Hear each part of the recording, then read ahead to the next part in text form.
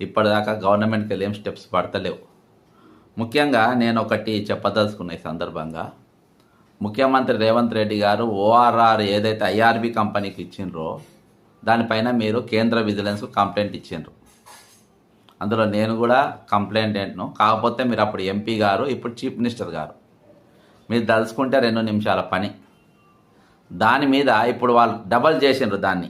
ఆ రేట్లు మొత్తము టోల్ రేట్లు డబల్ చేసిండ్రు. అప్పుడు 2 కోట్లు వచ్చేది, ఇప్పుడు దాదాపు 3-3.5 కోట్ల వరకు డైలీ ఆదాయం ఉండే పరిస్థితి. ఆ వనరులు పీపీపీ ప్రాజెక్ట్స్ మొత్తం కూడా ఈరోజు జలవిహార్ ఎంత కిరాయికి తీసుకున్నాడు, ఎంత రెంట్కి ఇచ్చినాం మనము, ఆయన ఎన్ని బ్యాంక్వెట్ హాల్లు కట్టిండు, అందులో ఎన్ని హోటల్స్కు, ఓరీస్ హోటల్ ఎన్ని ఫ్లోర్స్లలో ఉన్నాయి, డైలీ ఎంత సంపాదిస్తుండు, ప్రభుత్వంకి ఎంత గండి కొడుతుండు అనేది ఒకసారి ప్రభుత్వం చూసుకుంటే, మీరు చేస్తే అందులో